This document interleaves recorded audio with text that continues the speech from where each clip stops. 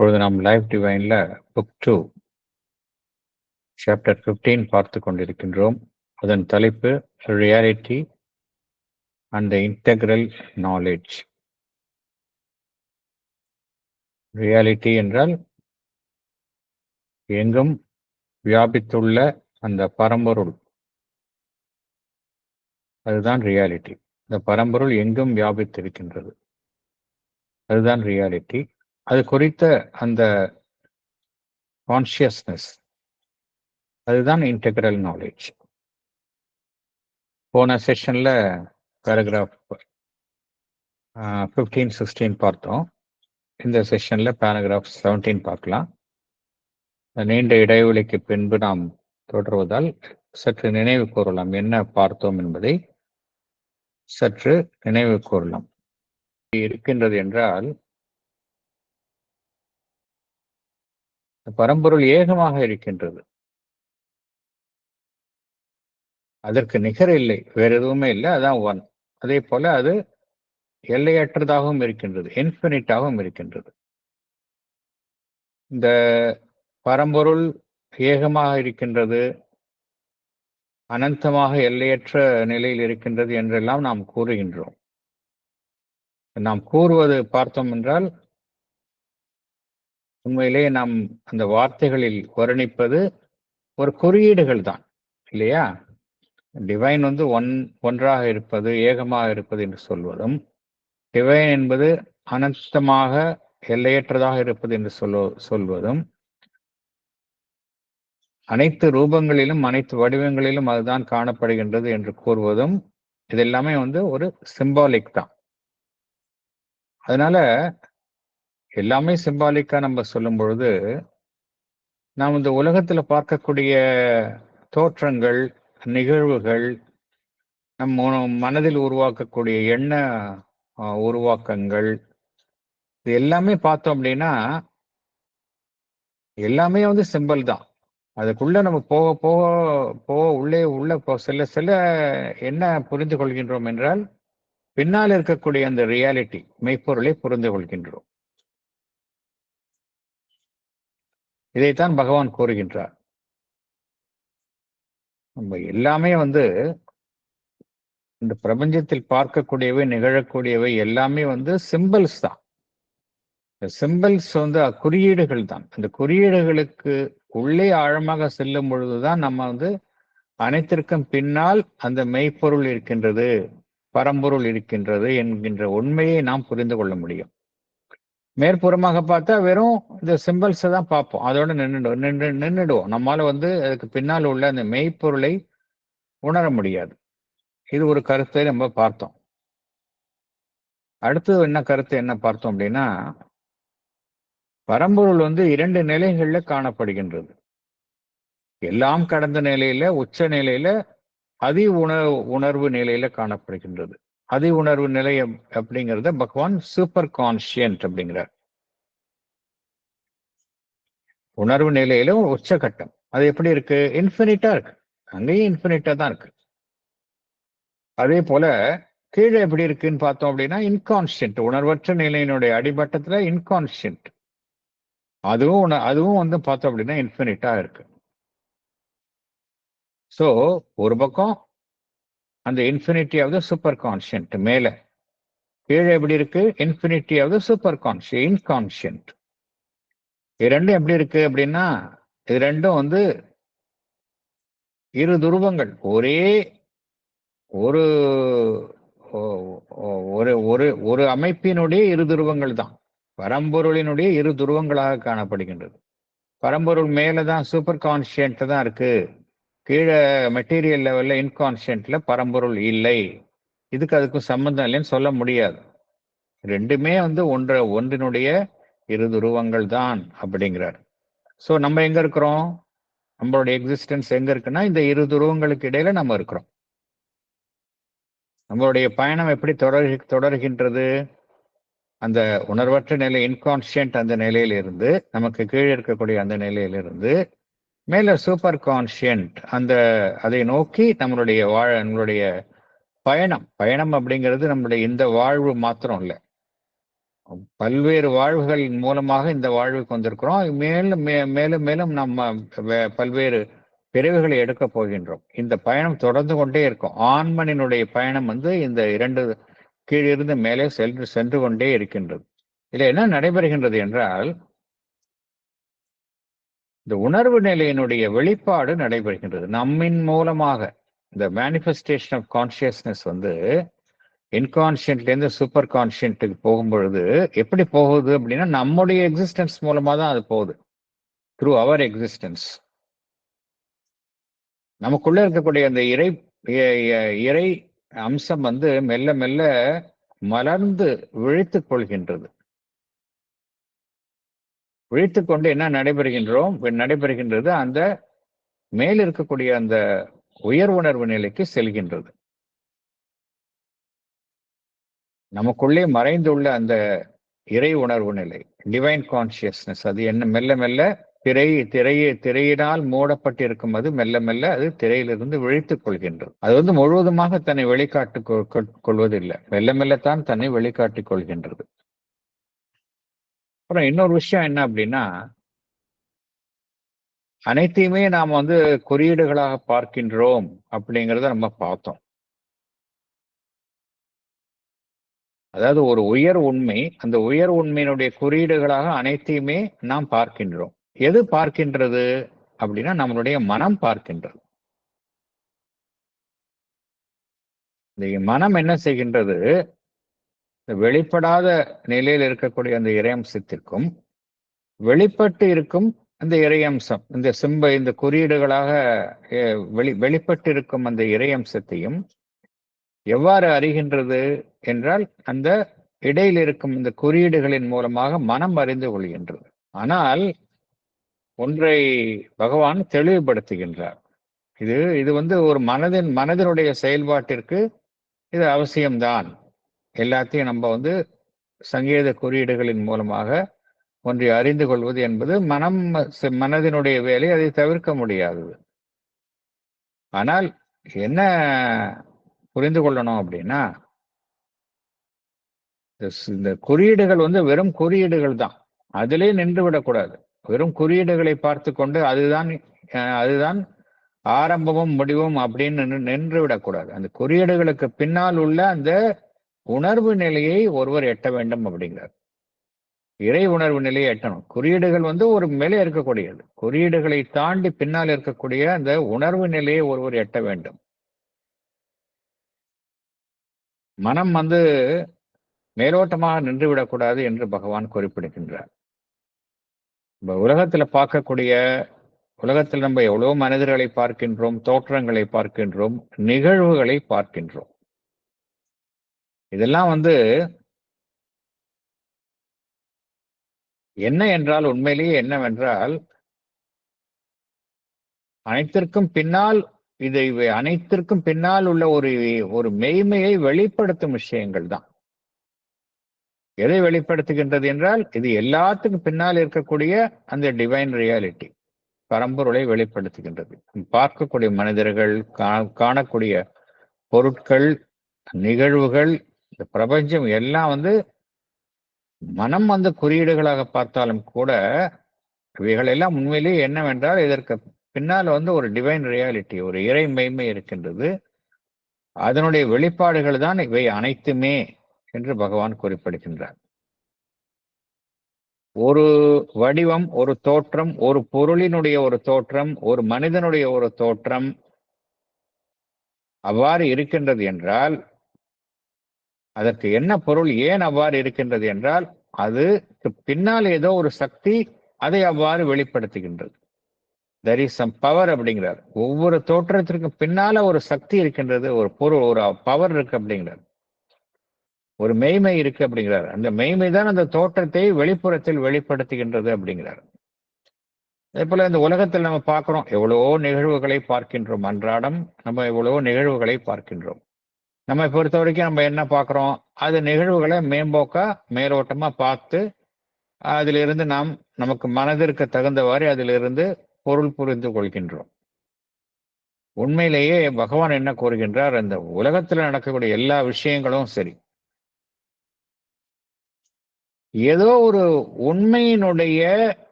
ஒரு வெளிப்பாடுதான் அப்படிங்கிறார். ஏதோ ஒரு உண்மை இருக்கின்றது, அந்த உண்மையினுடைய வெளிப்பாடாகத்தான் அந்த நிகழ்வு நகழ்கின்றது அப்படிங்கிறார். இது எதன் காரணமாக நிகழ்கின்றது என்றால், பரம்பொருளினுடைய வெளிப்பாடு. பரம்பொருளினுடைய வெளிப்பாடு இயக்கமாக தொடர்ந்து இந்த பிரபஞ்சத்தில் நடந்து கொண்டே இருக்கின்றது. பரம்பொருள் எங்கேயோ அந்த எல்லா ஒரு அனைத்துக்கும் அப்பாற்பட்ட நிலையில் இருந்து கொண்டு ஒரு செயல்படாத நிலையில் இருக்கின்றது, இந்த பிரபஞ்சத்துடன் தொடர்பில்லாத நிலையில் எங்கோ இருக்கின்றது என்பது கிடையாது. அது பிரபஞ்சத்தில் உள்ள ஒவ்வொரு நிகழ்விற்கும் பின்னால் இருக்கின்றது. அதனால் பகவான் என்ன கூறுகின்றார், இந்த பிரபஞ்சத்தில் நடக்கக்கூடிய ஒவ்வொரு நிகழ்வும் பார்த்தோம் அப்படின்னா, அது ஏதோ ஒரு பேருண்மையை அந்த நிகழ்வின் மூலமாக அந்த பரம்பொருள் வெளிப்படுத்துகின்றது அப்படிங்கிறார். இது எப்படி அப்படின்னு நம்ம கேட்கலாம். நிறைய நம்ம அழிவுகளை பார்க்கின்றோம், போர்களை பார்க்கின்றோம், துன்பங்களை பார்க்கின்றோம். இதெல்லாம் எப்படி நம்ம பரம்பொருளினுடைய செயல் என்று எடுத்துக்கொள்வது அப்படின்னு நம்ம பார்க்கலாம், கேட்கலாம். ஆனா நம்ம ஏன் கேட்கிறோம் அப்படின்னா, நம்ம மனம் அப்படிங்கிற நிலையில இருந்து கொண்டு நம்ம கேட்கிறோம். நமக்கு நம்முடைய அந்த அந்த எத்திக்ஸ், இது நன்மை, இது தீமை, இந்த டியூவாலிட்டி, இது மகிழ்ச்சி, இது துன்பம் அப்படிங்கிற ஒரு இருமை நிலையில இருந்து நம்மால நம்மால அதற்கு பின்னால் உள்ள உண்மையை அறிந்து கொள்ள முடிவதில்லை. ஆனால் இங்க பகவான் என்ன கூறுகின்றார், ஒவ்வொரு நிகழ்விற்கும் பின்னால ஒரு பேருண்மையை அதன் மூலமாக அந்த பரம்பொருள் வெளிப்படுத்துகின்றது. அது இதனுடைய அந்த பரம்பொருள் இந்த பிரபஞ்சத்தில் தன்னை வெளிப்படுத்துவதன் காரணமாக இவ்வாறு நிகழ்கின்றது அப்படிங்கிறார். இதெல்லாம் மனதினால புரிந்து கொள்ள முடியாது. ஒரு வாதம் புரிந்து இதெல்லாம் எப்படி சாத்தியமா அப்படின்னு நம்ம புரிந்து கொள்ள முடியாது. இது உண்மை. பகவான் ஸ்ரீ அரவிந்தர் கூறுகின்றார், அதை நாம் அப்படியே ஏற்றுக்கொள்ளணும். ஏன்னா அது அவர் ஆன்மீக அனுபவமாக அடைந்து இந்த உண்மைகளை நமக்கு வெளிப்படுத்துகின்றார். மேலும் என்ன புரிந்து கொள்ளணும் அப்படின்னா, நம்மளுடைய மனம்தான் அனைத்தையுமே பார்க்கின்றது. மனம்தான் இந்த உலகத்தையே பார்க்கின்றது. மனதின் மூலமாகத்தான் இந்த பிரபஞ்சத்தை நாம் அறிந்து கொள்கின்றோம். அது எல்லாருக்கும் தெரிஞ்ச விஷயம். அப்படின்னா மனம் எவ்வாறு செயல்படுகின்றது அப்படின்னா, மனதினுடைய மனம் இரு வகையில செயல்படுகின்றது. ஒன்று, அனைத்தையுமே அது உள்வாங்கிக் கொள்கின்றது. ஐம்புலன்களின் மூலமாக அனைத்தையுமே உள்வாங்கிக் கொள்கின்றது. இதை பகவான் என்ன கூறுகின்றார், பர்சீபியன்ட் அப்படிங்கிற. பர்சீப்னா உள்வாங்கிக் கொள்கின்றது. ஐம்புலன்களின் மூலமாக உள்வாங்கிக் கொள்கின்றது. உள்வாங்கிக் கொள்வதை மனம் என்ன செய்கின்றது, அத்துடன் அதை விட்டு விடுவதில்லை. அது அதன் மூலமாக ஒரு பொருளை அது தனக்குத்தானே கற்பித்துக் கொள்கின்றது. So interpreter. சோ ரெண்டு விஷயம். மனம் எவ்வாறு செயல்படுகின்றது, பர்சீபியன்ட், ஒன்றை உள்வாங்கிக் கொள்கின்றது.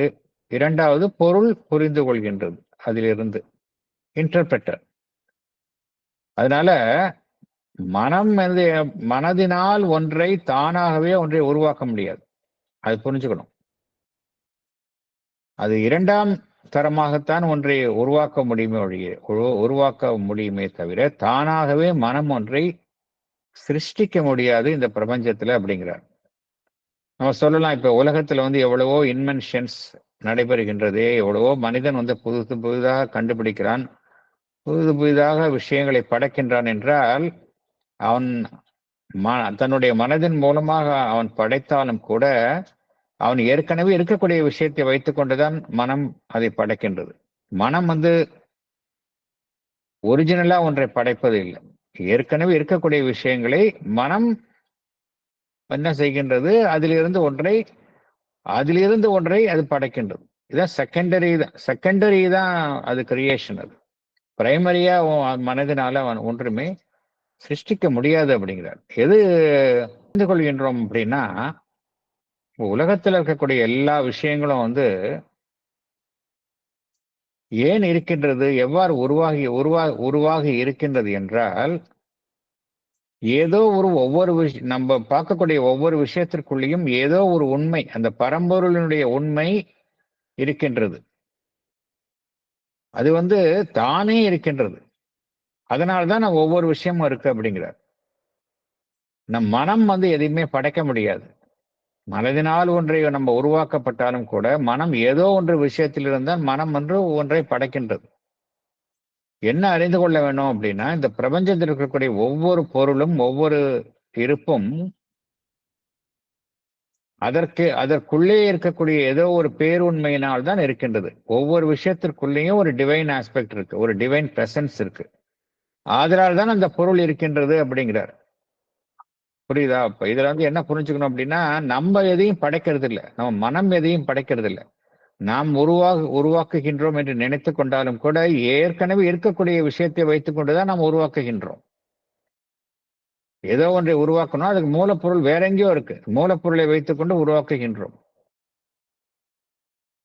அதனால பகவான் இங்க என்ன கூறுகின்றார், இந்த பிரபஞ்சத்தில் இருக்கக்கூடிய எல்லாமே வந்து தனித்தனியாக அதற்குள்ளே இருக்கக்கூடிய ஒரு இறை சாநித்தியத்தினால் காரணமாகத்தான் அனைத்துமே இருக்கின்றன, தானே இருக்கின்றன. அது வந்து ஒரு பொருளாக இருக்கலாம், எல்லா பொருளும் தானாகவே இருக்கின்றன. அதே போல நம்ம பார்க்கக்கூடிய தொடக்கூடிய பொருளா இருக்கலாம், சில சமயம் அது நம்மளுடைய சட உலகிற்கு அப்பாற்பட்ட விஷயமாகவும் இருக்கலாம், நம்மளுடைய ஐம்புலன்கள் எல்லாம் அறியப்படாத விஷயமும் இருக்கலாம். எல்லாமே வந்து பார்த்தோம் அப்படின்னா அதற்குள்ளே வந்து ஒரு இறை சாநித்தியம் இருக்கின்றது. அதன் காரணமாகத்தான் ஒவ்வொன்றும் இந்த பிரபஞ்சத்தில் இருக்கின்றன அப்படிங்கிறார். அதனால என்ன புரிஞ்சுக்கணும் அப்படின்னா, மனம் வந்து is not the original constructor of the universe. இந்த பிரபஞ்சத்தை மனம் வந்து படைக்கவில்லை. அது வந்து ஒரு இடைப்பட்ட சக்தி தான், அது வந்து ஒரு கருவிதான். It is an agent. அது என்ன செய்கின்றது, ஏற்கனவே இருக்கக்கூடிய ஒவ்வொன்றினும் இருக்கக்கூடிய சாத்தியக்கூற்றை அது ஒரு சிருஷ்டியாக மாற்றுகின்றது, அவ்வளவுதான். அப்பனா எது அனைத்தையுமே படைக்கின்றது, எது அனைத்தையுமே உருவாக்குகின்றது? மனம் படைக்கவில்லை, எது உருவாக்குகின்றது அப்படிங்கிற கேள்வி எழுகின்றது. எது உருவாக்குகின்றது என்றால் அந்த பேருணர்வு நிலை, இறைவனுடைய பேருணர்வு நிலை, டிவைன் கான்சியஸ்னஸ். அதுதான் வந்து இந்த உலக பிரபஞ்சத்தில் உள்ள அனைத்தையுமே படைக்கின்றது. அதுதான் அதில் இருந்தான் எல்லாமே வருகின்றது. அதனுடைய சக்தி தான். அந்த சக்தி எங்க இருக்கு? எல்லாம் கடந்த நிலையில் இருக்கக்கூடிய அந்த பரம்பொருள் இருக்கு, பிரபஞ்ச ரீதியாக இருக்கக்கூடிய அந்த ஒரு மெய்ப்பொருள் இருக்கு. இதுதான் அனைத்திலுமே படைக்கின்றது. மனம் வந்து எதையுமே படைக்க முடியாது. இந்த கருத்தை நாம் புரிந்து கொள்ளணும். இதெல்லாம் இந்த இந்த கருத்துக்கள் தான் நம்ம வந்து பேராகிராஃப் 15 and 16 அதுல நம்ம பார்த்தோம். பேராகிராஃப் 17 பார்க்க போறோம். பேராகிராஃப் 17 வந்து ரொம்ப முக்கியமான ஒரு பேராகிராஃப். அதுல என்ன சொல்றார் பகவான் அப்படின்னா, நம்ம வந்து உலகத்தை எப்படி பார்க்கிறோம்? ஐம்புலன்களின் மூலமாக பார்க்கின்றோம். ஒரு பொருள் இருக்கு அப்படின்னா தொட்டு பார்க்கிறோம், கண்ணால் பார்க்கிறோம். சில சமயம் ஐம்புலன்களினால் எதையெல்லாம் உணர்கின்றோமோ அதைத்தான் நம்ம ஏத்துக்கிறோம். ஐம்புலன்களுக்கு அப்பாற்பட்ட விஷயங்களை நம்ம வந்து மனம் ஏற்றுக்கொள்வதே இல்லை. நம்ம பொறுத்த வரைக்கும் எதுன்னு சொல்றோம், எது நிதர்சனமா நான் பார்க்கறேனோ அதுதான் நான் உண்மைன்னு ஏத்துப்பேன். எதை நான் நிதர்சனமா என்னால அறிய முடியலையோ அதை நான் ஏற்றுக்கொள்ள முடியல. உலகத்துல வந்து எது வந்து திடமா இருக்கோ அதுதான் உண்மை. அப்படி இல்லாத விஷயங்கள்லாம் வந்து உண்மைன்னு என்னால் ஏத்துக்க முடியல அப்படின்னு பொதுவா எல்லாரும் நினைக்கிறோம். ஒரு விஞ்ஞானியை போய் கேட்டா அதுதான் சொல்லுவார். என்னால வந்து நிரூபிக்கப்பட்ட விஷயங்களை தான் நான் ஏற்றுக்கொள்வேன், நிரூபிக்கப்படாத விஷயங்களை நான் ஏற்றுக்கொள்ள மாட்டேன், உண்மை என்று ஏற்றுக்கொள்ள மாட்டேன் அப்படித்தான் சொல்லுவார். இது எந்த அளவுக்கு உண்மை? இது இந்த இந்த கருத்தை நம்ம ஏற்றுக்கொள்ளலாமா வேண்டாமா? இதை பத்தி தான் பகவான் வந்து, ஏன்னா இதை நம்ம புரிஞ்சுக்கிட்டாதான் நம்மளால வந்து ஆன்மீகத்தையே புரிஞ்சுக்க முடியும். ஆன்மீகம், இறைவன் சம்பந்தப்பட்ட விஷயம்லாம் நம்மளால கண்ணுக்கு பார்க்க முடியாது, எதையுமே ஐம்புலன்களின் மூலமாக அறிய முடியாது. இருந்தாலும் நம்ம ஏற்றுக்கொள்கின்றோம், நம்புகின்றோம்.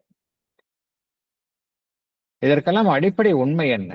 இதை பத்தி தான் பகவான் பேராகிராஃப் 17ல கூறுகின்றார். நம்ம என்னன்னு பார்க்கலாம். நம்ம The Life Divine, Book 2, Chapter 15, Reality and the Integral Knowledge, Paragraph 17. There is a precisely opposite view of reality and knowledge, which affirms an objective reality as the only entire truth and an objective knowledge as the sole entirely reliable knowledge. This view starts from the idea of physical existence as the one fundamental existence and the relegation of consciousness, mind, soul, or spirit to the position of a temporary outcome of the physical energy in its cosmic action, if indeed soul or spirit has any existence. All that is not physical and objective has a lesser reality dependent on the physical and objective. It has to justify itself to the physical mind by objective evidence or a recognizable and verifiable relation to the truth of physical and external things before it can be given a passport of reality. We have seen that mind is not the original constructor of the universe, but only an intermediate power. It actualizes possibilities and has its share in the creation. But the real creatrix is a consciousness. It is an energy inherent in the transcendent and cosmic spirit. There exists a supraphysical reality perceived by the mind but not perceptible by the physical senses. There is a precisely opposite view of reality, which affirms that the objective reality, what we perceive though our five senses, is the only entire truth. What we perceive through our five senses. I'm sorry. Through our five senses, through our five senses is the only entire truth. Objective knowledge gained through our senses is the sole entirely reliable knowledge. This view is based on the idea that physical existence is the one fundamental existence. It relegates our consciousness, mind, soul, or spirit to the position of a temporary outcome of physical energy in its cosmic action. Also, this view does not support the existence of soul or spirit.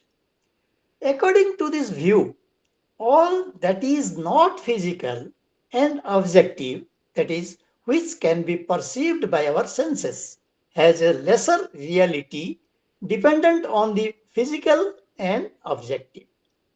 It has to prove its existence to the physical mind by objective evidence, or it must have a recognizable and verifiable relation to the truth of physical and external things to be accepted as reality. For example, our mobile phones operate through the process involving microphones turning sound to electrical signals, antennas transmitting radio waves, and a vast network of towers and fiber optics handling the data. Even though we do not see or hear electrical signals and radio waves, we accept them as real because it has a verifiable relation to the truth of physical objects like phones, towers, etc. Thank you, sir. இந்த பிரபஞ்சத்துல இருக்கக்கூடிய விஷயங்கள் எப்படி உருவாகியது? Scientist என்ன சொல்றாங்க? Big bang theory அப்படிங்கிறாங்க. Big bang theory ஒரு எனர்ஜி வெளியே வந்தது, அப்படியே எல்லாமே காஸ்மாஸ் வந்தது அப்படின்னு சொல்றாங்க. ஆனால் எது உண்மை அப்படின்னா, ஒன்றை உருவாக்கணும் அப்படின்னா ஏதோ ஒரு சக்தி இருக்கணும். எந்த சக்தி இல்லாம எந்த பொருளையும் உருவாக்க முடியாது. ஒரு சின்ன ஒரு குண்டூசி தயாரிக்கணும் அப்படின்னா கூட ஒரு ஒரு பவர் தேவை. ஒரு பவரை யூஸ் பண்ணி தான் நம்ம தயாரிக்கிறோம். அப்படின்னா இவ்வளவு பெரிய பிரபஞ்சத்தை யார் உருவாக்கி இருக்க முடியும்? அதுக்கு அந்த சக்தி எங்கிருந்து வந்தது அப்படின்னு பார்த்தோம் அப்படின்னா, அந்த சக்தி அந்த பரம்பொருளினுடைய சக்தி, divine consciousness, real creatrix is a consciousness அப்படிங்கிறார். அந்த சச்சித் ஆனந்தம், அதுல அந்த சித் சக்தி தான் எல்லாத்தையும் படைக்குது. அதைத்தான் பகவான் என்ன கூறுகின்றார்? It is an energy inherent in the transcendent and cosmic spirit அப்படிங்கிறார். பரம்பொருள் சச்சிதானந்தத்தில் இருக்கக்கூடிய அந்த சித் சக்தி, அதுகிட்டே அது கூடவே இருக்கிறது. அதிலிருந்து வெளிவந்ததுதான் இந்த பிரபஞ்சம், நம்ம மனிதர்கள் எல்லாமே அங்கிருந்து வந்ததுதான். இதை பார்க்கும்போது என்ன புரிகின்றது என்றால், நம்ம உலகம் அப்படிங்கிறது பார்க்கிறோம், கல்லு மண்ணு மலை எல்லாத்தையும் பார்க்கிறோம், மனிதர்களை பார்க்கிறோம். இதெல்லாம் பிசிக்கல் லெவல்ல பார்க்கிறோம், சட ரீதியான லெவல்ல பார்க்கிறோம். இதைதான் உண்மையை நம்புறோம் நம்ம. ஆனா இதை தாண்டியும், அதாவது சட ரீதியான அமைப்புகளையும் தாண்டிய உண்மையும் இருக்கின்றது. அது சில சமயம் மனதினால் புரிந்து கொள்ளணும். மனம் அதை அறிய முடியும். அந்த சூப்பர் பிசிக்கல் ரியாலிட்டி அப்படிங்கிறத நம்மால மனதினால் அறிய முடியும். ஆனால் நம்மளுடைய பிசிக்கல் சென்ஸ்னால அறிய முடியாது. மனதினால் அறிய முடியும் உயர் விஷயங்களை. எப்படி நமக்கு எவ்வளவோ ஞானிகள் மனதில் மனதின் மூலமாக அவங்க அவங்களுடைய விஷன்ஸ் கிடைக்குது, உண்மைகளை கண்டறிகின்றார்கள்.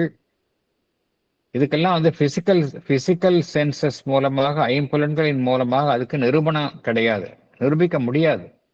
ஆனால் மனம் இந்த உண்மைகளை சட உலகை தாண்டிய இருக்கக்கூடிய உண்மைகளை மனம் அறியக்கூடிய முடியும். ஆனால் பிசிக்கல் சென்ஸ்னால அறிய முடியாது. இதுதான் உண்மை.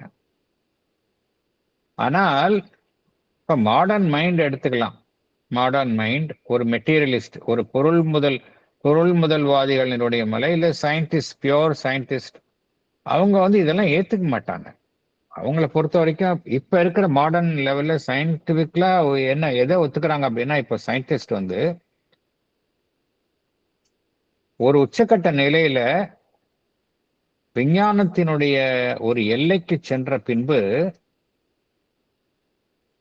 வேற அதையும் கடந்த ஒரு உண்மை இருக்கின்றது என்பதை அவர்களே ஏற்றுக்கொள்கின்றார்கள். ஒரு சயின்டிபிக்கா அதனுடைய எல்லை விஞ்ஞானம் அதனுடைய எல்லையை தொட்ட பின்பு வேறொரு உண்மை இருக்கின்றது என்பதை அவர்களே இப்பொழுது ஏற்றுக்கொள்ள ஆரம்பித்து விட்டார்கள். ஆனால்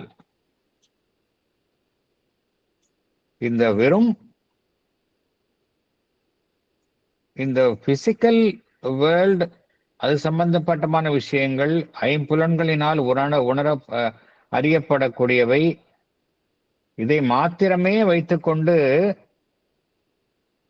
உலகத்தை காண்பவர்கள் இதை தாண்டியும் விஷயங்கள் இருக்கின்றன அப்படிங்கறது அவங்களால ஏத்துக்க மாட்டாங்க. அவங்க என்ன சொல்லுவாங்க? எதெல்லாம் என்னால ஐம்புலன்கள் என்னால் என்னால அறிய முடிகின்றதோ அதுதான் உண்மை. எவையெல்லாம் புலன்களினால் அறியப்படாமல் இருக்கின்றதோ அது உண்மை இல்லை, அப்படிதான் அவங்க சொல்லுவாங்க. இதை நாம் பார்த்திருக்கிறோம். மெட்டீரியலிஸ்ட் டினையல் அப்படின்னு இப்போ லைஃப் டிவைன்ல சாப்டர் 2 அதுல பார்த்திருக்கோம். மெட்டீரியலிஸ்ட் டினையல் அப்படிதான் நிறைய பேர் இன்னும் இருக்கிறாங்க. அவங்கள பொறுத்த வரைக்கும் objective knowledge gained through objective knowledge என்ன அர்த்தம்? இந்த வார்த்தைகளை எல்லாம் ரொம்ப புரிஞ்சுக்கணும். அப்ஜெக்டிவ் நாலேஜ் அப்படின்னு என்ன அர்த்தம்?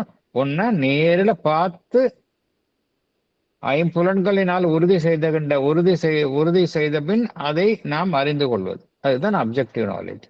சப்ஜெக்டிவ் நாலேஜ் என்ன அர்த்தம்? வெளியில இல்லை, எனக்குள்ளேயே அந்த விஷயங்கள்லாம் இருக்கு. சில சமயம் என்னோட ஐம்புலன்களினால் அது அறிய முடியாது, அதுதான் சப்ஜெக்டிவ் நாலேஜ். ஆனால் எதை நம்ம பொதுவா என்ன சொல்றாங்க? இந்த அப்ஜெக்டிவ் நாலேஜ், எனக்கு வெளியில இருக்கக்கூடிய பொருள் விஷயங்களை நாம் ஐம்புலன்களினால் எதையெல்லாம் அறிகின்றேனோ அதுதான் ரிலையபிள் நாலேஜ், அதை தவிர வேற எதுவுமே நாலேஜ் இல்லை அப்படின்னா பெரும்பாலானவர்கள் சொல்றாங்க. அவங்கள்ட்ட போய் இதெல்லாம் சொன்னா அவங்க ஏத்துக்க மாட்டாங்க. ஏன்னா அவங்க என்ன சொல்றாங்க? இந்த பிசிக்கல் எக்ஸிஸ்டன்ஸா ஃபண்டமெண்டல் எக்ஸிஸ்டன்ஸ் அப்படிங்கிறாங்க. எதெல்லாம் சட நிலையில என்னால அறியப்படக்கூடிய நிலையில் இருக்கின்றதோ அதுதான் அடிப்படையில இருக்கக்கூடிய உண்மை. அப்புறம் இந்த சப்ஜெக்டிவா சப்ஜெக்டிவான என்ன அர்த்தம்? நமக்குள்ளேயே இருக்கக்கூடிய விஷயங்கள். அதெல்லாம் எதெல்லாம் நமக்குள்ளேயே இருக்கு? கான்சியஸ்னஸ், உணர்வு நிலை அப்படின்னு இருக்கு. அதை எங்கேயாவது நம்மளால வந்து புலன்களினால் அறிய முடியுமா? திட ரீதியா அதை நம்ம வந்து அறிய முடியுமா பரிமாணங்களுடன்? முடியாது. மைண்ட் அப்படிங்கிறது எங்க இருக்கு? பிரெயின் வந்து ஒரு ஆர்கன் தான். ஆனா மைண்ட் அப்படிங்கிறது ஒரு சூட்சும நிலையில இருக்கக்கூடிய ஒரு அமைப்பு. எல்லார்கிட்டையும் மைண்ட் இருக்கு. அத நம்மளால வந்து அறிய முடியுமா? முடியாது. ஆன்மன் அப்படின்னு ஒவ்வொருத்தர்கிட்டயும் இருக்கு. ஆன்மன், மெய்ப்பொருள் இருக்கு. அதை எங்கேயாவது அறிய முடியுமா? ஒரு உடலை வந்து அனட்டாமிக்கலா கூறு போட்டா ஆன்மன் இங்க இருக்கு அப்படின்னு கண்டுபிடிக்க முடியுமா? முடியாது. ஆகையினால அவங்க என்ன சொல்லுவாங்க? இந்த விஷயம்லாம் வந்து இதுக்கெல்லாம் நிரந்தரமான ஒரு அம்சம் கிடையாது. இதெல்லாம் ஏதோ ஒரு எனர்ஜி, ஒரு சக்தி. இந்த உடல் இருக்கு, உடல்ல வந்து உடல் செயல்படுகின்றது, அதன் காரணமாக ஒரு சக்தி இருக்கின்றது, அதன் காரணமாகத்தான் இதெல்லாம் இருக்க வழி, இதற்கென்றே தனியே இருப்பு கிடையாது அப்படின்னு அவங்க சொல்லுவாங்க. ஆன்மன் மெய்ப்பொருள் அப்படின்னா கிடையாது, எப்படி நம்புறது அப்படின்னு தான் சொல்லுவாங்க. சோல் அப்படிங்கிற ஒன்றை வந்து ஏற்றுக்கொள்ள மாட்டாங்க. அவ்வளவுதான்.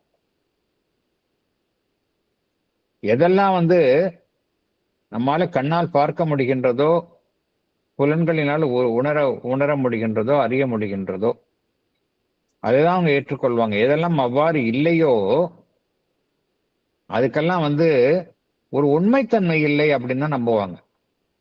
அதுக்கெல்லாம் வந்து ஒரு லெஸ்ஸர் ரியாலிட்டி. மேலும் அவங்க என்ன சொல்லுவாங்க? இதெல்லாம் வந்து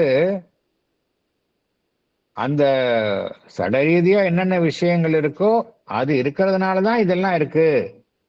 அவைகளுக்கென்றே ஒரு தனியே இருப்பு கிடையாதுன்னு தான் சொல்லுவாங்க. ஃபார் எக்ஸாம்பிள், ஈவன் ஆன்மா இருக்கு அப்படின்னு ஒருத்தர் ஏற்றுக்கொண்டாலும் என்ன சொல்லுவார் அவரு? ஆமா, உங்களுக்கு உடல் இருக்கு, அந்த உடல் இருக்கிறதுனால அதுக்குள்ளே ஒரு ஆன்மா இருக்கலாம் அப்படின்னு சொல்லுவாங்க. ஆன்மா என்பது உடலை தாண்டி இருக்கக்கூடிய விஷயம் அப்படிங்கறத அவங்க ஏத்துக்க மாட்டாங்க. அதாவது என்ன சொல்லுவாங்கன்னா, ஒரு பிசிக்கலா சட ரீதியா ஒரு அமைப்பு இருக்கிறதுனாலதான் இந்த சடரீதியாக இல்லாத அமைப்புகள் அதை சார்ந்து இருக்கின்றனவே ஒழிய, எவையெல்லாம் சடரீதியாக இல்லாமல் இருக்கின்றதோ அவைகளுக்கு தனியே ஒரு இருப்பு கிடையாது என்றுதான் அவர்கள் கூறுவார்கள். எது முன்மையை எது முதல் அப்படின்னா, அவங்கள பொறுத்தவரை என்ன சொல்லுவாங்க? எவையெல்லாம் சட அமைப்புகள் இருக்கின்றதோ அதுதான் முதல், அதுக்கப்புறம் தான் மற்றதெல்லாம் அப்படின்னு சொல்லுவாங்க. உடல் தான் முதல். உடல் இருக்கிறதுனால உங்களுக்கு ஆன்மா இருக்கு, அதனால்தான் உங்களுக்கு உணர்வு நிலை இருக்கின்றது, அதனால்தான் மனம் இருக்கு அப்படின்னு சொல்லுவாங்க. ஆனா உண்மை இப்படி கிடையாது. அது இல்லாம வேற ஒன்னையும் அவங்க எப்படி ஏத்துப்பாங்கன்னா, சில சமயம் வந்து நம்மால வந்து ஐம்புலன்களினால் அறிய முடியாது, சில விஷயங்களை அறிய முடியாது. இருந்தாலும் அவைகளை அவர்கள் ஏற்றுக்கொள்வார்கள். எப்ப ஏற்றுக்கொள்வார்கள் என்றால், அவைகளுக்கெல்லாம் வந்து ஒரு சடரீதியான அமைப்புகளோட தொடர்பு இருக்கும் பட்சத்தில் அது ஏற்றுப்பாங்க. இதைத்தான் பகவான் என்ன கூறுகின்றார், எவ்வாறு கூறுகின்றார் என்றால், all that is not physical and objective has a lesser reality dependent on the physical and objective. It has to justify itself to the physical mind by objective evidence or a recognizable and verifiable relation to the truth of physical and external things before it can be given a passport of reality. உதாரணம் என்ன அப்படின்னா, நம்ம என்ன சொல்றோம்? எதெல்லாம் கண்ணால பார்க்க முடியலையோ, எதெல்லாம் காதால கேட்க முடியலையோ நான் ஏத்துக்க மாட்டேன் அப்படின்னு சொல்றோம். ஆனா சில சமயம் நம்ம வந்து ஏற்றுக்கொள்ளலாம், அதையும் ஏற்றுக்கொள்கின்றோம். எப்போ அப்படின்னா, அதுக்கெல்லாம் வந்து ஒரு சடரீதியான அமைப்புகளோடு தொடர்பு இருக்கும் பட்சத்துல ஏற்றுக்கொள்கின்றோம். அதர்வைஸ் ஏற்றுக்கொள்ள மாட்டோம். உதாரணத்திற்கு நம்ம செல்போன் எடுத்துக்கலாம். செல்போன்ல வந்து நம்ம பேசுறோம். செல்போன்ல வந்து இருவர் பேசுகின்றார், எங்கேயோ தொலைவில் இருக்கிறார் ஒருத்தர் நம்மள்ட்ட கம்யூனிகேட் பண்றார். ஆனா அந்த அவருடைய கம்யூனிகேட் பண்றக்கூடிய விஷயங்கள் வந்து எப்படி வருது? எல்லாமே வந்து எலக்ட்ரிக்கல் சிக்னல்ஸ் ஆகவும் ரேடியோ வேவ்ஸ் மூலமாகவும் வருது. இதெல்லாம் நம்ம வந்து பார்க்க முடியுதா? கண்ணால பார்க்க முடியுதா அப்படின்னா, காதால கேட்க முடியுதா அப்படின்னா நம்மளால பார்க்க முடியாது. அதை நம்ம செட்டை ரிசீவ் பண்ண பிறகுதான் பார்க்க முடியுமோ ஒழிய அதர்வைஸ் பார்க்க முடியாது. இருந்தாலும் அவைகளெல்லாம் உண்மை, இந்த ரேடியோ வேவ்ஸ் என்பது உண்மை, எலக்ட்ரிக்கல் சிக்னல்ஸ் எல்லாம் உண்மை என்று ஏற்றுக்கொள்கின்றோம். எதனால ஏற்றுக்கொள்கின்றோம் அப்படின்னா அதுக்கெல்லாம் வந்து ஒரு திடப்பொருளோட சம்பந்தப்பட்டிருக்கு, அதனால ஏற்றுக்கொள்கின்றோம். அதர்வைஸ் நம்ம அதையும் ஏற்றுக்க மாட்டோம். இது ஜென்ரலா பகவான் சொல்றாரு. ஏன் வந்து மனிதன் வந்து இந்த சட உலகிற்கு அப்பாற்பட்ட விஷயங்களை ஏற்றுக்கொள்ள மறுக்கின்றான் என்றால் அவன் அதை தாண்டி செல்ல முடியல அவனால. இது அதை அந்த அந்த விஷயங்களே தங்கி விடுகின்றான் அப்படிங்கிறார். இது வந்து சரியான ஒரு அணுகுமுறையா என்றால் இல்லை. அதுதான் பகவான் கூற வருகின்றார். அப்படின்னு இந்த இந்த அணுகுமுறையில் இருந்தோம் அப்படின்னா வெறும் பிசிக்கல் லெவல்ல தான் இருப்போம். அதுக்கப்புறம் ஆன்மீகம், ஆன்மா, இறைவன் சம்பந்தப்பட்ட விஷயம் அது எதுவுமே நம்ம அதுக்கெல்லாம் அது பக்கமே போக முடியாது. வெறும் பொருள், உலகத்துல கூடிய விஷயங்கள் அதோட நின்றுடும். அதை தாண்டி போகவே மாட்டோம். பட் மெஜாரிட்டி அப்படிதான் இருக்கிறாங்க. இந்த உலகத்துல பார்த்தோம் அப்படின்னா மெஜாரிட்டி அப்படிதான் இருக்கிறாங்க. வெகு சிலரே உண்மையான ஆன்மீகத்தின் பால் திரும்புகின்றார்கள் இல்லையா? அதைத்தான் பகவான் கூறுகின்றார். அடுத்தது போகலாம். But it is evident that this solution cannot be accepted in its rigor, as it has no integrality in it, but looks at only one side of existence, even only one province or district of existence, and leaves all the rest unexplained, without inherent reality, without significance. If pushed to its extreme, it would give to a stone or a plum pudding a greater reality, and to thought, love, courage, genius, greatness, the human soul and mind facing an obscure and dangerous world and getting mastery over it, an inferior dependent reality, or even an unsubstantial and evanescent reality. This view cannot be accepted because it has no integrality in it. It looks at only one side of existence. It looks at only one province or district of existence. It leaves all the rest unexplained, without inherent reality, without significance. If we take this view to its extreme, it would give to a stone or a plum pudding a greater reality. It would consider thought, love, courage, genius, greatness, the human soul, an inferior reality. Also, it would consider our mind, which faces an obscure and dangerous world and gains mastery over it, an inferior dependent reality. It would consider them even an unsubstantial and evanescent, that is lasting only for a short time, reality. Thank you, sir. ஐம்புலன்களை தாண்டிய விஷயங்கள் இருக்கின்றன. பரம்பொருள் குறித்த விஷயங்கள், ஆன்மீகம் சம்பந்தப்பட்ட விஷயங்கள் எல்லாம் வந்து நம்மால வந்து ஐம்புலன்களினால் அறிய முடியாது. இருந்தாலும் அது உண்மை என்று ஏற்றுக்கொள்கின்றோம். ஸ்ரீ அரவிந்தர் பார்த்தோம் அப்படின்னா அவர் வந்து அவருக்கு வந்து இந்தியா வந்த பின்புதான் வந்து இந்தியா கடைசியில் இந்தியாவில் காலடி எடுத்த உடனே அவருக்கு வந்து அந்த பேரமைதி அவரை சூழ்கின்றது. அது வரைக்கும் பார்த்தோம் அப்படின்னா அவர் வந்து ஒரு நான் பிலீவராக தான் இருந்தார், அக்னாஸ்டிக்காக தான் இருந்தேன் அப்படிங்கிறார். அக்னாஸ்டிக்னா என்ன அர்த்தம்னா ப்ரூஃப் இல்லாமல் எதுவும் ஏற்றுக்க மாட்டேன் அப்படிங்கிறத நிலையில தான் அவர் இருந்தார், பகவான் இருந்தார். அப்படிப்பட்டவர் வந்து ஏன்னா அவருடைய தந்தையும் பார்த்தோம் அப்படின்னா அவரை வந்து ஒரு இந்திய கலாச்சாரத்தினுடைய ஒரு வாடையே அவர் மீது சாயலே அவர் மீது படக்கூடாதுன்னு தான் அவரை வந்து இங்கிலாந்துக்கு அனுப்பி படிக்க வைக்கின்றார். அங்கேயே வளர்க்கிறார். 21 வயசு வரைக்கும் அந்த இதுலேயே தான் வளர்றார். அப்படிப்பட்டவர் வந்து அவருடைய நேரடியான ஆன்மீக அனுபவங்களின் மூலமாகத்தான் இந்த கருத்துக்களை எல்லாம் சொல்றாரு. இந்த கருத்துக்கள்லாம் வந்து எவ்வளவு உண்மை அப்படின்னா நேரடியான ஒரு இது அவருடைய அனுபவ ரீதியாக கண்டறிந்த உண்மை. ஏன்னா நிறைய பேர் சொல்லுவாங்க கடவுள், பரம்பொருள் கடவுள், இந்த ஆன்மீகம் இதெல்லாம் என்ன சொல்றீங்க, இதெல்லாம் கடவுள் என்னால பார்க்க முடியலையே, என்னால ஏற்றுக்கொள்ள முடியலையே, நம்ப முடியலையேன்னா சொல்லுவாங்க. அதாவது இதெல்லாம் மேலோட்டமா இருக்கிறவங்க அப்படிதான் சொல்லுவாங்க. அனுபவபூர்வமாக ஒருவர் அறிந்து சொல்லும் பொழுதுதான் உண்மை. நம்ம ஆன்மீக வரலாற்றில் பார்த்தோம் அப்படின்னா 2 பேர் வந்து ஆதி நிலையில பார்த்தோம் அப்படின்னா ஒரு இன்டெலெக்சுவலா இருந்து பெரிய ஒரு மாபெரும் அறிவு ஜீவிகளாக இருந்தவர்கள் ஆன்மீகம் பக்கம் திரும்பியவர்களாக இருக்கின்றார்கள். ஒன்று சுவாமி விவேகானந்தர். விவேகானந்தர் வந்து அந்த கல்கட்டால பிரசிடென்சி காலேஜில் டிகிரி முடிச்சவர். அவர் பியூர்லி அந்த அந்த மாடர்ன் தாட்ஸு அதிலே ஊர்னவர். அவர் வந்து தற்செயலாக ராமகிருஷ்ண பரமஹம்சரை சந்திக்கின்றார். அப்ப அவர்கிட்ட கேட்கிறாரு, நீங்க இறைவன் இருக்கிறான்னு சொல்றீங்க, என்னால எனக்கு கண்ணில் காட்டுங்க பார்க்கலாம், என்னால் நான் நம்பாம நான் அனுபவபூர்வமாக உணராம நான் எதையும் ஏத்துக்க மாட்டேன் அப்படின்னு ரொம்ப போல்டா கேட்கிறாரு.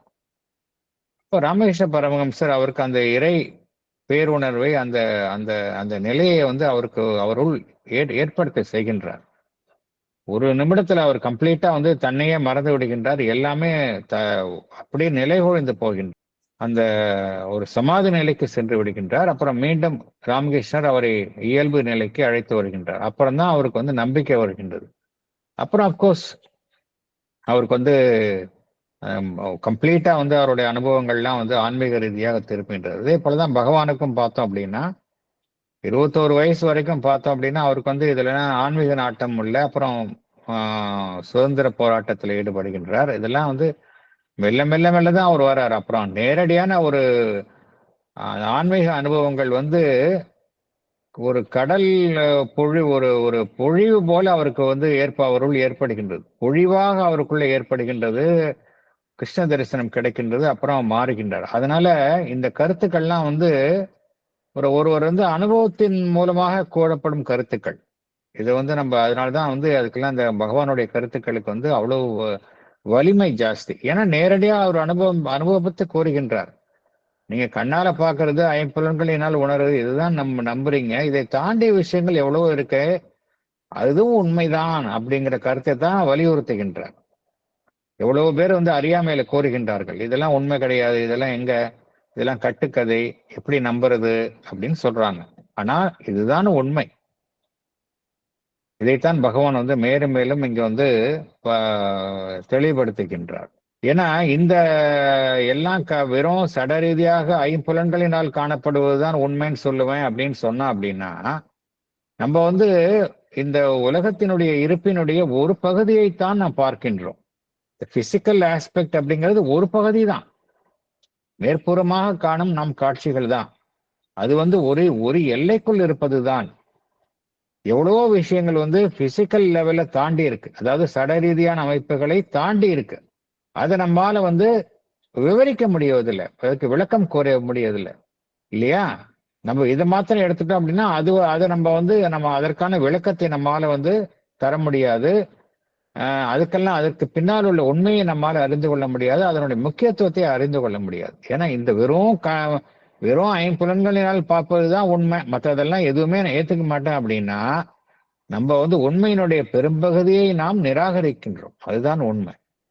அது பகவான் வந்து ரொம்ப அவருடைய துணியில, அவருக்கே உள்ள வழக்கமான துணியில் கூறுகின்றார். இந்த கருத்தை நம்ம வந்து ரொம்ப தீவிரமாக பின்பற்ற என்ன ஆகும் அப்படின்னா, நம்ம வந்து ஒரு கல்லை தான் நம்ம இப்போ உயர் விஷயமா ஒரு கல்லையும் ஒரு சாப்பிடக்கூடிய ஒரு இனிப்பையும் தான் நம்ம வந்து அதிக முக்கியத்துவம் தருவோம், அதிக உண்மைன்னு நம்புவோம். ஏன்னா இதெல்லாம் திட ரீதியா இருக்கு. நான் சாப்பிடக்கூடிய ஒரு இனிப்பு வந்து ரொம்ப திட ரீதியா இருக்கு, பார்க்கக்கூடிய கல் வந்து திட ரீதியா இருக்கு. ஸோ இதுதான் ரொம்ப உண்மை. மாறாக என் மனதில் தோன்றும் எண்ணங்கள், என் இதயத்தில் தோன்றும் அன்பு, என்னுள் தோன்றும் அந்த வீரம், என்னுடைய அறிவு, என்னுடைய ஒரு மேன்மையான குணங்கள், என்னுள் இருக்கக்கூடிய அந்த ஆன்மன், இதுக்கெல்லாம் வந்து நான் வந்து பெரிய விஷயம் இல்லைன்னு சொல்லிடுவேன். ஏன்னா இதெல்லாம் வந்து என்னால் பார்க்க முடியாது. ஆன்மன் எங்க இருக்கு, பார்க்க முடியல. நான் உண்மையிலேயே என்னுடைய வீரம் சொல்றோம், அந்த வீரம் அப்படிங்கிறது என்னால் தொட்டு பார்க்க முடியுமா, முடியல. அன்புன்னு சொல்றோம், தொட்டு பார்க்க முடிகின்றதா, இல்லை. எண்ணங்களை நம்மால வந்து திடமாக உணர முடிகின்றதா, இல்லை. எனக்கு பொறுத்த வரைக்கும் நான் பார்க்கக்கூடிய அந்த கல்லும் உண்ணக்கூடிய அந்த இனிப்பும் தான் உயர்வான விஷயம் அப்படிங்கிற ஒரு நிலைக்கு போயிடுவோம். அப்புறம் மனிதனுடைய மனம் அது வந்து திடமாக இருக்கின்றதா என்றால் இல்லை. ஆனால் மனிதனுடைய மனம் என்ன செய்கின்றது? மாபெரும் சாதனைகளை மனிதனுடைய மனம்தான் செய்கின்றது. மனம் வந்து எந்த நிலையில் இருக்கின்றது? மனம் வந்து இந்த உலகத்தை மனம்தான் சந்திக்கின்றது. மனிதனுடைய மனம்தான் இந்த இந்த உலகத்தை சந்திக்கின்றது. இந்த உலகம் எப்படி இருக்கு? தெளிவற்ற நிலையில இருக்கு இல்லையா? அந்த உலகத்தினுடைய நிகழ்வுகளை நம்மால புரிந்து கொள்ள முடியல. ஆபத்துகள் இருந்ததா இருக்கிறது. இந்த உலகம் மனிதன் இயற்கைக்கு எதிராக அவன் போராட வேண்டி இருக்கின்றது. அப்ஸ்கியூர் அண்ட் டேஞ்சரஸ் வேர்ல்ட் அப்படிங்கிறார். ஆனால் மனித மனம் என்ன செய்கின்றது? அதன் மீது ஆளுமை கொள்கின்றது. மனித மனம் கெட்டிங் மாஸ்டரி ஓவர் இட், ஆளுமை கொள்கின்றது. அதையும் நம்ம என்ன செய்வோம்? இது மனம் அப்படிங்கிறது ஒண்ணும் கிடையாது, ஏன்னா அது திடமாக இல்லை, அது ஒரு இன்ஃபீரியர், தரம் தாழ்ந்த ஒரு இருக்கக்கூடிய விஷயம், அல்லது ஒரு குறுகிய காலமே இருக்கக்கூடிய ஒரு உண்மை, அதற்கென்றே ஒரு உண்மைத்தன்மை கிடையாது அப்படின்னா நம்ம என்ன செய்வோம்? நிராகரித்து விடுவோம். அதனால இந்த கருத்தை நம்ம ரொம்ப எக்ஸ்ட்ரீமா கொண்டு போனோம் அப்படின்னா இப்படிதான் ஆயிடுவோம் அப்படிங்கிறார். For in this view, these things so great to our subjective vision are valid only as the reactions of an objective material being to an objective material existence. They are valid only insofar as they deal with objective realities and make themselves effective upon them. The soul, if it exists, is only a circumstance of an objectively real world nature. But it could be held, on the contrary, that the objective assumes value only as it has a relation to the soul. It is a field, an occasion, a means for the soul's progression in time. The objective is created as a ground of manifestation for the subjective. These things are so great to our subjective vision. But to the view of the materialist, they are valid only as the reactions of an objective material being, that is our physical body, to an objective material existence, that is physical objects around us. They are valid only insofar as they deal with objective realities and make themselves effective upon them. It would consider the soul, if it exists, only a circumstance of an objectively real world nature. But on the contrary, it could be considered that the objective existence assumes value only as it has a relation to the soul. The objective existence is a field, an occasion, a means for the soul's progression in time. The objective is created as a ground of manifestation for the subjective. ஒரு கேள்வி எழுகின்றது, எது முதன்மையானது? என்னுடைய உடலா, என்னுடைய ஆன்மனா? என்னுடைய உடல் இருப்பதுனால, இந்த கேள்வியை நம்ம எல்லாருமே கேட்டுக்கலாம், என்னுடைய உடல் இருக்கிறதுனால இந்த ஆன்மன் இருக்கின்றதா, இல்ல இந்த ஆன்மன் இருப்பதனால இந்த உடல் இருக்கிறதா? இந்த கேள்விக்கு பதில் சொல்லு பகவான் சொல்றார்.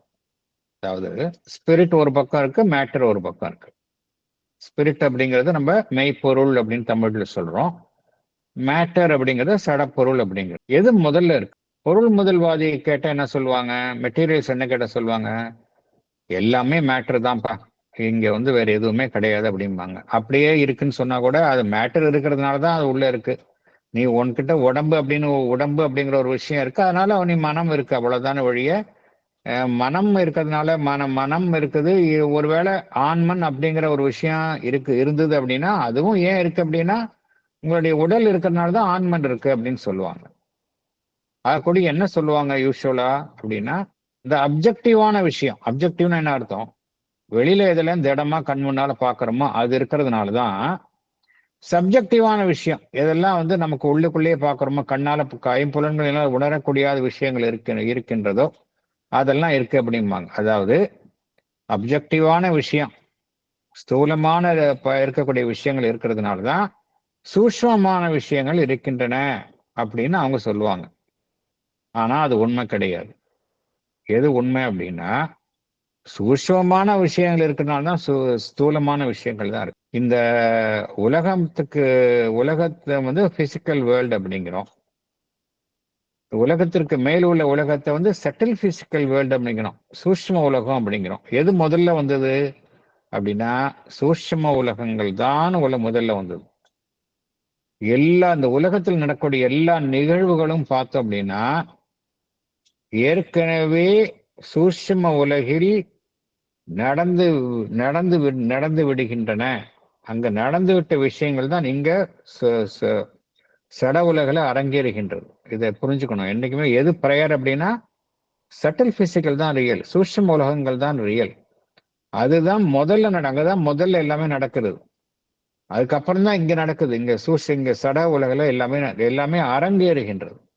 அதனால்தான் வந்து பார்த்தோம் அப்படின்னா ஞானிகள் திரிகாலத்தை உணர்ந்தவர்கள் வந்து எல்லா விஷயங்களையும் முன்கூட்டியே அறிவார்கள். ஏன்னா எல்லாமே நடந்து போன விஷயம் சூஷ்ம உலகத்துல. அதுக்கப்புறம் தான் இங்க பிசிக்கல் வேர்ல்டுல நடக்கிறது. எது உண்மை அப்படின்னா ஆன்மன் தான் உண்மை. ஆன்மன் இருக்கிறதுனாலதான் என்ன செய்கின்றது, ஆன்மன் உடலை தேர்ந்தெடுத்து அந்த உடலுக்குள்ள வருது. அப்புறம் இந்த உடலை விட்டு இன்னொரு உடலுக்கு போகுது. அப்படின்னா எது உண்மை? ஆன்மன். உடல் இருக்கிறதுனால ஆன்மன் இருக்கிறது கிடையாது. ஆன்மன் இருக்கிறதுனாலதான் உடல் இருக்கு. அதே போல ஒவ்வொரு பொருளுக்கும் உள்ளேயும் அந்த மெய்ப்பொருள் இருக்கு, ஸ்பிரிட் இருக்கு.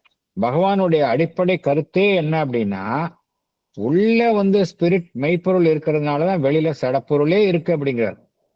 சடப்பொருள் என்ன செய்கின்றது, உள்ளிருக்கக்கூடிய அந்த மெய்ப்பொருளுக்கு ஒரு வடிவத்தை தருகின்றது, அவ்வளவுதான்.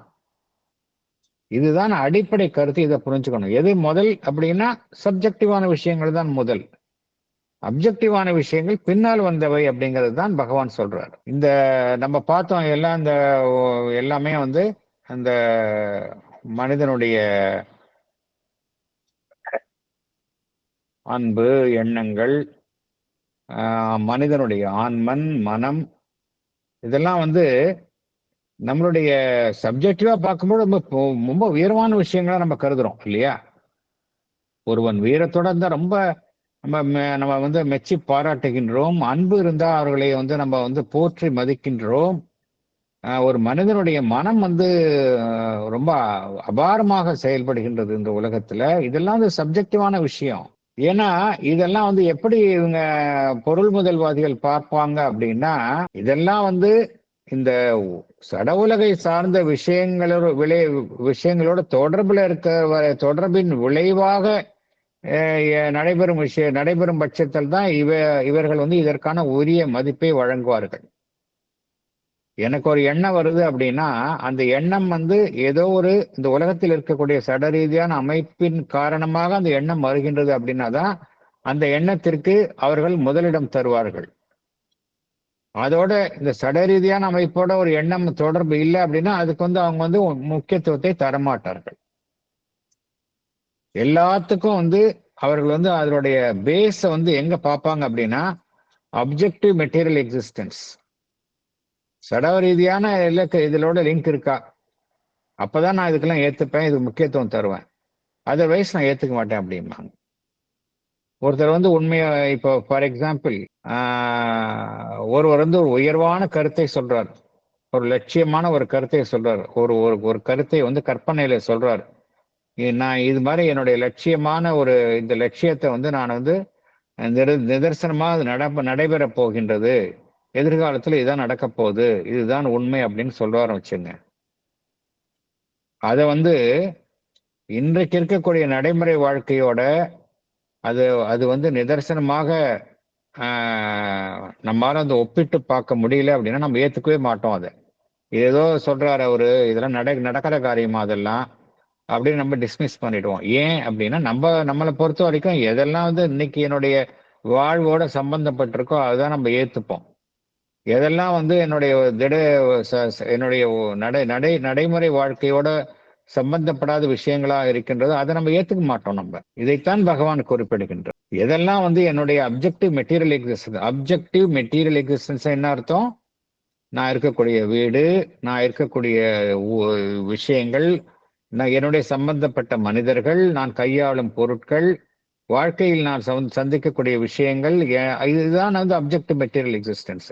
எதெல்லாம் வந்து இதோட ரிலேட் ஆயிருக்கோ அதுதான் நான் ஏத்துப்பேன். அதுக்கு தான் நான் வந்து உண்மையான ஒரு உயர் மதிப்பை, உரிய இடத்தை நான் வழங்குவேன். எதெல்லாம் இதோட ரிலேட் ஆகலையோ நான் ஏத்துக்க மாட்டேன். அதனாலதான் வந்து ஆன்மீகத்தை வந்து நிறைய பேர் ஏத்துக்க மாட்டேங்கிறாங்க. ஏன் ஆன்மீக பக்கம் வர மாட்டேங்கிறாங்க? அவங்களுக்கு வந்து இன்னைக்கு வந்து அவங்களுக்கு வந்து எதெல்லாம் வந்து நல்ல உணவு கிடைக்குதா, இல்ல எனக்கு என்டர்டெயின்மெண்ட் கிடைக்குதா அப்படின்னு ரொம்ப எனக்கு எதெல்லாம் வந்து என்னால வந்து என் ஐம்புலன்களை எதெல்லாம் வந்து மகிழ்விக்கின்றதோ அதுதான் நான் ஏத்துக்கிறாங்களே ஒழிய உண்மையான விஷயங்கள், இதை தாண்டிய விஷயங்களை அவங்க ஏத்துக்க மாட்டேங்கிறாங்க. அதைத்தான் பகவான் இங்க கூறுகின்றார். For in this view, these things so great to our subjective vision are valid only as the reactions of an objective material being to an objective material existence. எதையெல்லாம் என்னுடைய அப்ஜெக்டிவ் மெட்டீரியல் எக்ஸிஸ்டன்ஸ் அதோட சம்பந்தப்பட்ட அதன் விளைவாக காணப்படுகின்றதோ அதை ஒன்றிதான் நான் valid எடுத்துப்பேன். Otherwise நான் ஏத்துக்க மாட்டேன் இல்லையா? எதெல்லாம் வந்து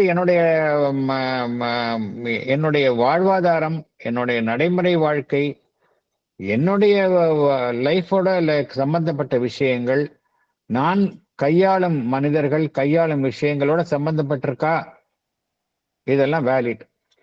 எதெல்லாம் இதுக்கு அப்பாற்பட்ட நிலையில் இருக்கின்றதோ அதை நான் ஏத்துக்க மாட்டேன்.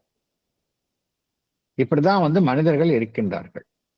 மனிதன் வந்து இவன் தன்னுடைய ஆன்மாவை எவ்வாறு பார்க்கின்றான்? மனிதன் ஆன்மா இருக்கின்றது என்பதை ஏற்றுக்கொண்டாலும் ஒருவேளை ஏற்றுக்கொண்டால் அதையும் அவன் எவ்வாறு பார்க்கின்றான் என்றால், அது வந்து இந்த உலக இயற்கையின் விளைவாக ஏற்பட்ட ஒரு சூழ்நிலையின் காரணமாகத்தான் அந்த ஆன்மாவும் இருக்கின்றது என்று அவன் ஏற்றுக்கொள்கின்றான். ஆன்மாவிற்கென்றே ஒரு தன்னிச்சையான ஒரு இருப்பு இருக்கின்றது என்பதை மனிதன் ஏற்றுக்கொள்ள மறுக்கின்றான் அப்படிங்கிறார். The soul, if it exists, is only a circumstance of an objectively real world nature. அவனை பொறுத்த வரைக்கும் இந்த உலகம் அப்ஜெக்டிவா நான் பார்க்கக்கூடிய உலகம் இருக்கின்றது, அதனுடைய இயற்கை இருக்கின்றது, அதன் விளைவாக ஏற்பட்ட ஒரு அமைப்புதான் ஆன்மாவை ஒழிய ஆன்மா என்பது முதலிடம் வகிக்கவில்லை என்றுதான் சாதாரண மனிதன் கூறுவான் என்று பகவான் குறிப்பிடுகின்றார். ஆனால் எது உண்மை அப்படின்னா, நம்ம பார்க்கக்கூடிய விஷயங்கள், இந்த உலகம், இந்த மனிதர்கள், நம் கையாளும் பொருட்கள், இந்த அப்ஜெக்டிவ் வேர்ல்ட், இதுக்கெல்லாம் எப்ப வேல்யூ இருக்கு அப்படின்னா, இது எல்லாத்துக்கும் பின்னால வந்து ஒரு மெய்ப்பொருள் இருக்கின்றது. அந்த மெய்ப்பொருளோட தொடர்பு இருக்கும் வகையில் இருக்கும் பொழுதுதான் இந்த அப்ஜெக்டிவ் வேர்ல்டுக்கு வந்து ஒரு வேல்யூ இருக்கு. Otherwise it has no value அப்படிங்கிறார். ரொம்ப நல்லா தெளிவா புரிஞ்சுக்கணும். The objective assumes value only as it has a relation to the soul அப்படிங்கிறார். ஸோ ஆன்மன் தான் முக்கியம். ஆன்மன் இருக்கிறதுனால தான், உள்ள இருக்கக்கூடிய மெய்ப்பொருள் இருக்கிறதுனால தான் எல்லா சடப்பொருளுக்கும் வேல்யூ இருக்கு. அதர்வைஸ் இந்த சடப்பொருளுக்கு வேல்யூவே இல்லை அப்படிங்கிறார். The objective assumes value only as it has a relation to the soul அப்படிங்கிற. சோல்னா மெய்ப்பொருள், உள்ள இருக்கக்கூடிய ஸ்பிரிட், அதுதான் உண்மை அப்படிங்கிறார். ஸோ அப்படி பார்க்கும் பொழுது நம்ம இருக்கக்கூடிய உலகம், நம்முடைய வாழ்வு, இதெல்லாம் என்ன அப்படின்னா, இதெல்லாம் ஒரு களம், இதெல்லாம் ஒரு தருணம், ஒரு அக்கேஷன், ஒரு வழி. எதற்கான வழி? ஆன்மனுடைய முன்னேற்றம். காலத்தினுடைய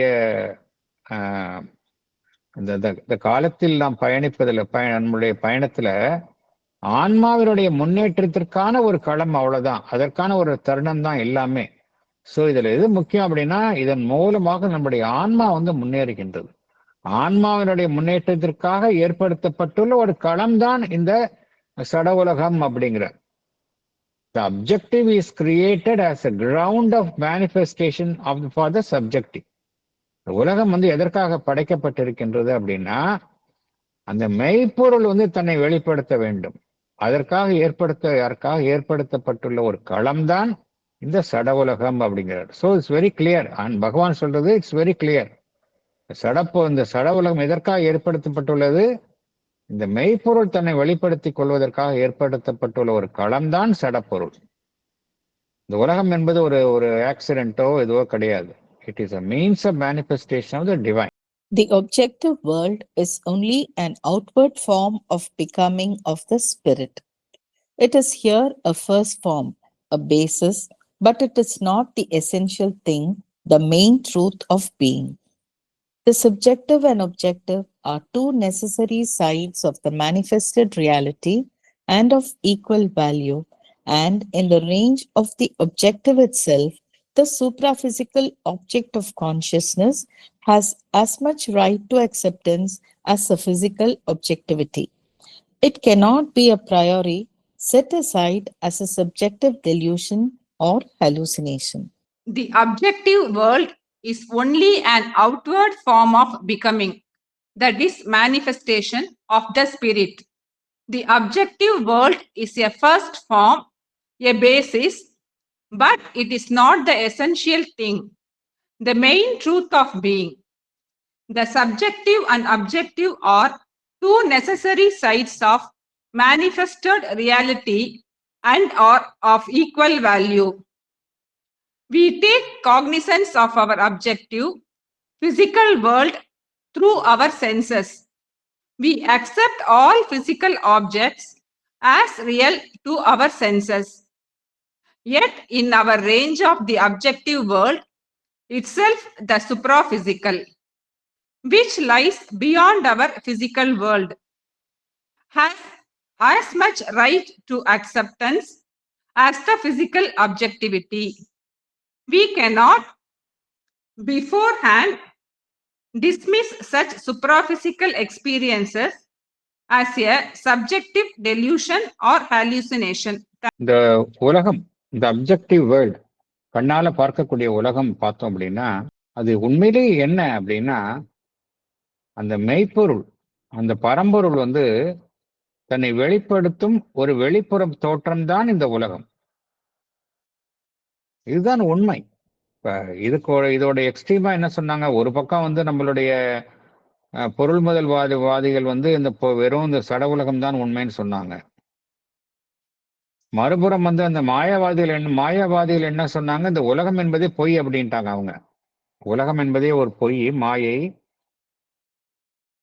அந்த மெய்ப்பொருள் ஒன்றுதான் உண்மை, மெய்ப்பொருளுக்கும் அந்த உலகத்துக்கும் சம்பந்தம் இல்லைன்னு ரொம்ப எக்ஸ்ட்ரீம் தாட் சொன்னாங்க அவங்க. அதுதான் வந்து நம்ம பார்த்துருக்கோம். The refusal of the ascetic அப்படிங்கிறது 3வது சாப்டர்ல பார்த்தோம், லைஃப் டிவைன்ல.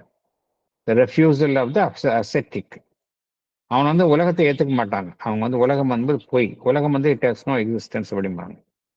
இந்த பக்கம் மெட்டீரியலிஸ்ட் என்ன சொல்றாங்க, இந்த உலகம் தான் உண்மை, மெய்ப்பொருள் உண்மை கிடையாது, டிவைன் இதெல்லாம் அதெல்லாம் உண்மை கிடையாது, ஆன்மா என்பது எந்த அப்படிங்கிறது ஒன்று கிடையாது அப்படின்னு அவங்க சொல்றாங்க. ஆனால் எது வந்து உண்மையிலேயே என்ன உண்மை அப்படின்னா ரெண்டுமே ஒன்றோடு ஒன்று இணைந்தது, அதுதான் உண்மை. இந்த அப்ஜெக்டிவ் வேர்ல்டா இருக்கட்டும், அப்ஜெக்டிவ் வேர்ல்டு அப்படிங்கிறது என்ன அப்படின்னா மெய்ப்பொருள் தன்னை வெளிப்படுத்துவதற்காக ஏற்படுத்தி கொண்டுள்ள ஒரு அமைப்பு. அப்ஜெக்டிவ் வேர்ல்டு அப்படிங்கிறது ஒரு முதல் வடிவம், அவ்வளவுதான், ஒரு பேசிஸ். ஆனா அது மாத்திரமே கிடையாது, அது மாத்திரமே வந்து ஒரு ஒரு ஒரு பிரதானமான உண்மையாக இருக்க முடியாது. நாம் பார்க்கக்கூடிய அந்த சட உலகம், அப்ஜெக்டிவ் வேர்ல்டு இருக்கட்டும், அதற்கு பின்னால் உள்ள அந்த சப்ஜெக்டிவான விஷயங்கள், மெய்ப்பொருள் சார்ந்த விஷயங்களாக இருக்கட்டும், இது எல்லாமே அந்த பரம்பொருளினுடைய இரு பக்கங்கள் தான் அப்படிங்கிறார். இது ரெண்டுக்குமே ஈக்குவல் வேல்யூ இருக்கு அப்படிங்கிறார். இதுதான் பகவானுடைய யோகத்துல ஒரு முக்கியமான ஒரு கருத்து. நம்ம வந்து ஒரு மெய்ப்பொருள் அறிகின்றோம், இறைவன் குறித்த விஷயங்களை அறிகின்றோம், பரம்பொருள் குறித்த அனுபவத்தை அடைகின்றோம். அதற்காக வந்து நம்ம இந்த உலகத்தை வந்து நம்ம நிராகரிக்க முடியாது. உலகத்தை வந்து ஒரு பொய்மை என்றோ அதற்கும் அந்த பரம்பொருள் சார்ந்த விஷயங்களுக்கும் சம்பந்தம் இல்லை என்று நிராகரிக்கவே முடியாது. இந்த சட உலகம் ஒரு பக்கம், பரம்பொருள் வந்து மறுபக்கம். இது ரெண்டுமே, இந்த மெய்ப்பொருள் ஒரு பக்கம், சட உலகம் ஒரு பக்கம். இது ரெண்டுமே பார்த்தோம் அப்படின்னா இரு பக்கங்கள். எதனுடைய இரு பக்கங்கள்? அந்த இறைமையினுடைய பரம்பொருளினுடைய இரு பக்கங்கள் தான் அப்படிங்கிறார். பரம்பொருளுடைய இரு பக்கங்கள் தான். ஒரு பக்கம் அந்த சப்ஜெக்டிவ், அதாவது மெய்ப்பொருள் சார்ந்த விஷயங்கள், அப்ஜெக்டிவாக பார்க்கக்கூடிய அந்த சட உலகம் இரண்டும் அந்த பரம்பொருளை சார்ந்ததுதான் அப்படிங்கிற. நீங்க எதையுமே நீங்க வந்து பொய்மை என்று ரிஜெக்ட் பண்ண முடியாது. நம்ம வந்து நம்மளுடைய ஐம்புலன்களின் மூலமாக இந்த சட உலகை நாம் அறிந்து கொள்கின்றோம். எவையெல்லாம் நம்மளுடைய ஐம்புலன்களினால் அறிகின்றோமோ அதையெல்லாம் உண்மை என்று நாம் ஏற்றுக்கொள்கின்றோம். ஆனால் வேறு ஒரு விஷயத்துக்கு நாம் முக்கியத்துவம் அளிக்க வேண்டும், உண்மை என்று ஏற்றுக்கொள்ள வேண்டும். அது என்னவென்றால், சட உலகிற்கு அப்பாற்பட்ட விஷயங்கள் அதுவும் உண்மை என்று நாம் ஏற்றுக்கொள்ள வேண்டும். எந்த அளவிற்கு நாம் ஒரு சடப்பொருளை உண்மை என்று ஏற்றுக்கொள்கின்றோமோ அந்த அளவிற்கு அந்த சடப்பொருளை தாண்டி, அந்த சட உலகை தாண்டிய விஷயங்களும் உண்மை என்று நாம் ஏற்றுக்கொள்ள வேண்டும். அதற்கும் சமமான இடத்தை நாம் வழங்க வேண்டும் என்று குறிப்பிடுகின்றார். சில பேர் என்ன சொல்லுவாங்க, ஒருவருக்கு தோன்றக்கூடிய விஷன்ஸ், ஒருவருக்கு தோன்றக்கூடிய ஆன்மீக அனுபவங்கள், உயர்ந்த ஆன்மீக அனுபவங்கள், அதெல்லாம் எப்படின்னா சொல்லுவாங்க, ஒரு சாதாரண பொருள் முதல் வாதி கிட்ட போய் கேட்டா என்ன சொல்லுவாங்க, அவருக்கு ஏதோ புத்தி சுவாதீனம் இல்லாம இருக்குது, அவருக்கு ஹலூசினேஷன் மனதில் தோன்றக்கூடிய ஒரு பொய்மையான தோற்றங்கள், இதெல்லாம் உண்மை கிடையாது அப்படின்னு டிஸ்மிஸ் பண்ணுவாங்க. ஆனால் கிடையாது. எந்த அளவுக்கு என்னால ஒரு பொருளை கையால தொட்டு பார்க்க முடியுதோ, எந்த அளவுக்கு அந்த பொருள் உண்மையோ, அதே போல என்னால் ஐம்புலன்களினால் அறியப்படாத விஷயங்கள், ஆனால் என்னுடைய ஆன்மீக அனுபவத்தின் மூலமா அறியக்கூடிய விஷயங்களும் உண்மை என்றுதான் பகவான் இங்கு குறிப்பிடுகின்றார். பகவான் இங்க என்ன கூறுகின்றார்? The subjective and the objective are two necessary sides of the manifested reality. The matter reveals the face of the spirit. Matter reveals the face of the spirit அப்படின்னு பார்த்திருக்கோம். மேட்டர் அப்படிங்கிறது என்ன அப்படின்னா, அந்த ஸ்பிரிட்டை ரிவீல் பண்ணக்கூடிய ஒரு முகப்பு தான் என்று பார்த்திருக்கின்றோம். The subjective and objective are two necessary sides of the manifested reality of equal value அப்படிங்கிறார். ரெண்டுக்கும் முக்கியத்துவம் தரணும் அப்படிங்கிறார். நம்ம ஒன்றை நிராகரிக்க முடியாது, ஒன்றை ஏற்றுக்கொண்டு மற்றொன்றை நிராகரிக்க முடியாது. And in the range of the objective itself, objectiveனா அந்த உலகம் itself, the supraphysical object of consciousness, இந்த சட உலகை தாண்டிய விஷயங்கள், உணர்வு நிலை, has as much right to acceptance.